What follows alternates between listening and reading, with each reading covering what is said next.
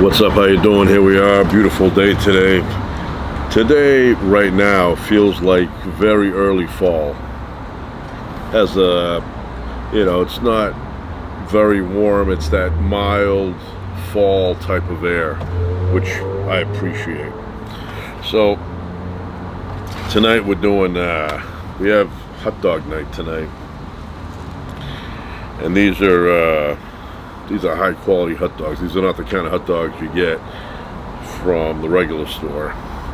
These are honest dogs, fork in the road, pasture raised, uncured beef hot dogs.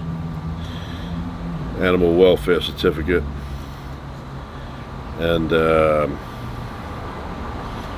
look how they look very nice.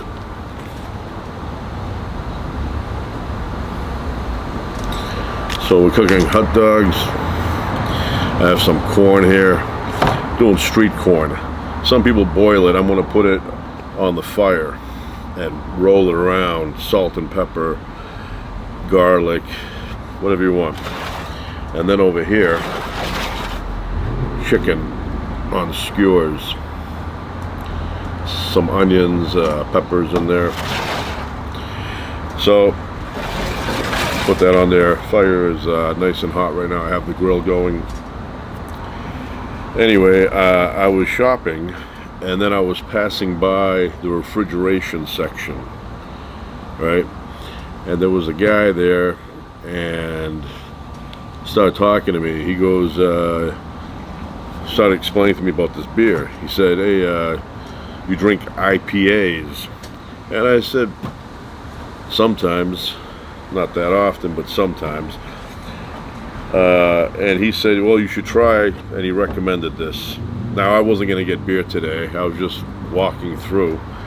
But he recommended it. So I'm going to try it. And it's called, I think it's Heady Topper. Heady Topper. The Alchemist, Vermont. So this must be a Vermont beer, right? Stowe, Vermont. Now, I've been to Vermont. Very nice place. Big fan of Vermont.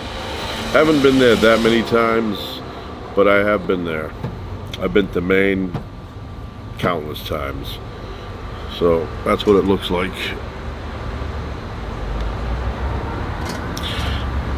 And he said to me, you have to drink it from a can. From the can. And then I'm reading here, it says drink from the can. Drink from the can. So I don't want to, do it the wrong way.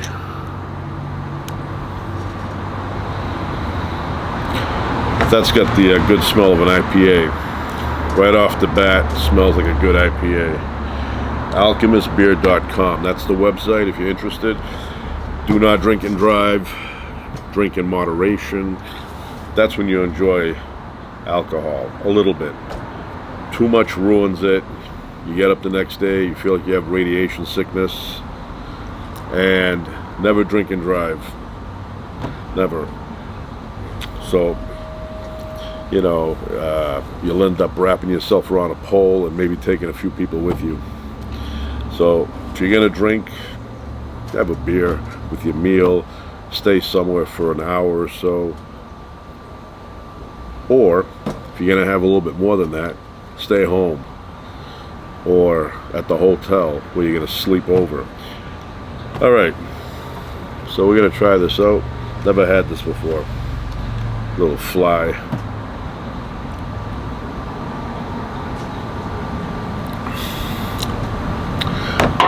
That's good beer. That's a good IPA. Honest guy.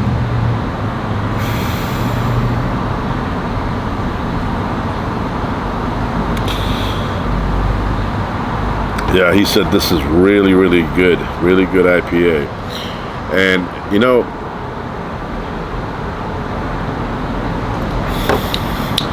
it's got a little bit less of the bitterness that is associated with an IPA.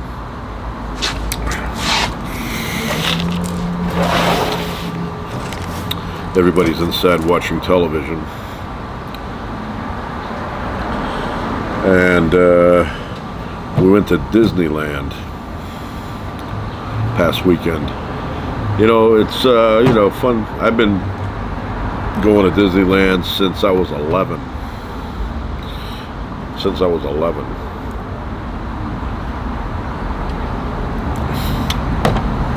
Yes, very nice, very smooth.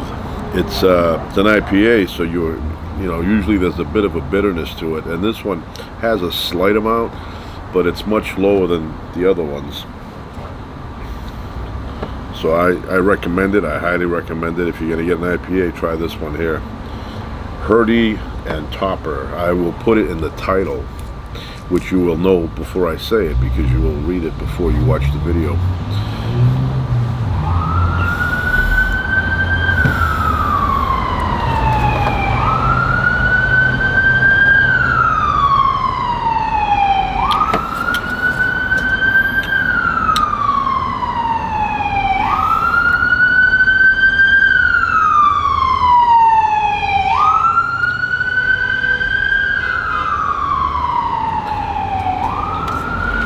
And I don't know, drink from the can, I don't know what difference that makes, but since the company recommends it, who am I to disagree, right?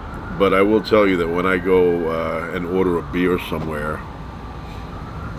I'll say, I'll have a Corona. Or let's pretend this is the 70s.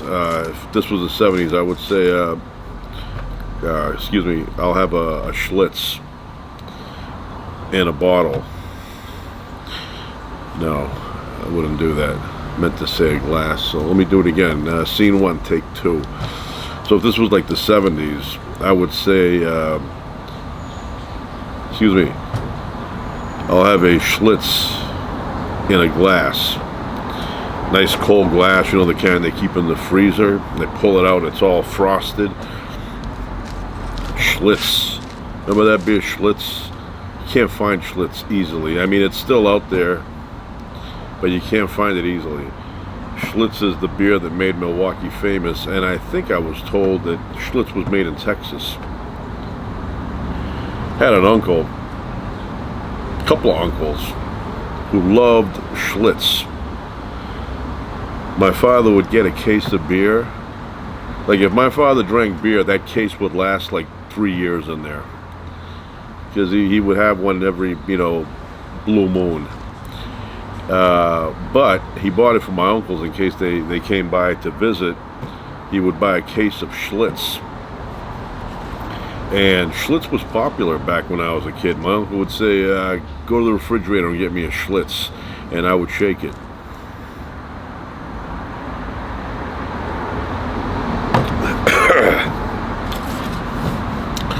And then he would open it, and it would blow up in his face. But yeah, back then Schlitz, even when you would drive by, if you would drive by a liquor store, it had a Schlitz advertisement as a light, or a bar or something like that. Now Schlitz, if you tell a young person today, like, I don't know, a 25-year-old about Schlitz, they'll be like, what is a Schlitz? They don't know. And I think Schlitz was kind of like the undercover in disguise beer company that they used for Laverne and Shirley, I think. Could be wrong. So anyway, I'm gonna put the chicken on there, the hot dogs, and then we begin eating, watching a little television. My kids will do their homework, you know, and then I don't know, depending on how much time is left after that, maybe watch a little television or go to bed. So I have a bell here. I'm a big fan of bells. Look at that beautiful bell. See that? Beautiful bell. So I'm planning on putting it on one of these poles here, and then when I get up in the morning, hit the bell. Breakfast is ready.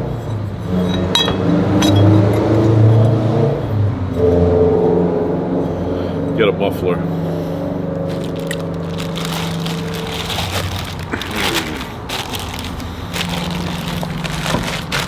Yeah, when I was a kid, we'd go down the Cape once in a while. And down there, a lot of houses had these bells in the front. And some of them had a little bit of weight on the rope, so when it was windy out, you would hear in the distance bells ringing. So I kind of like, you know, I'm a big fan of the ocean. Not so much for swimming, but, you know, if I had a boat, I would love to go to an uninhabited island. You know, the ocean is nice and solitary, quiet place. Bring a couple of sandwiches. But I'm a fan of, you know, walking on the shoreline and maybe having a little barbecue at the beach. We have powerful undertow here in California.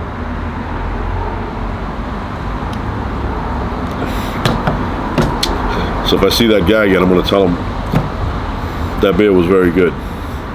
Explain to him that I made a video. But anyway, so the undertow here in California is very, very strong. If you're not paying attention, it'll pull you out, and then you have a hard time getting back in. Many years ago, when I was a lot younger, I would go to the beach a lot for, you know, swimming. Not for sunbathing, but swimming. And one time I was on my back floating, wasn't paying attention, and I remember thinking, I hope I'm not that far away from the shoreline. And then I looked, and I was way out into the ocean. Everybody was like that big, way out. It pulled me out, I didn't even realize it. And then I tried to come back in, it was wavy. You know, I had waves. At a certain point, they were taking me under. And it was like I was going 10 feet this way, 11 feet this way, going back. I used up all my energy that day to get out of the ocean. I mean, if I had to attempt it one more time, I wouldn't be able to make it. I would have been out of gas. It was very intense. And I said to myself, I have one more shot. I'm gonna, because I tried many attempts to, you know, beat the tide and come back in, and it kept pulling me out. I know the trick, you gotta swim this way and then go that way when you feel the break in the undertow, but who's gonna risk that? What about if the undertow was like, I don't know, 500 yards long and you can't swim that far, and then you end up drowning because you try to, you know, end up beating the undertow, going against, well, not against it, but going to a point where it didn't exist anymore, right? So I said to myself, I have one more shot, I have one more burst of energy, and if I can't make it this time, then I'm done. And I gave it all I had, and I made it. And when I got out, I was so exhausted. I felt like I can't even describe how tired I was. I felt like somebody had shot me with some kind of tranquilizer. My energy was drained. So I always tell my kids, when you go in the ocean, don't go beyond your waist and pay attention.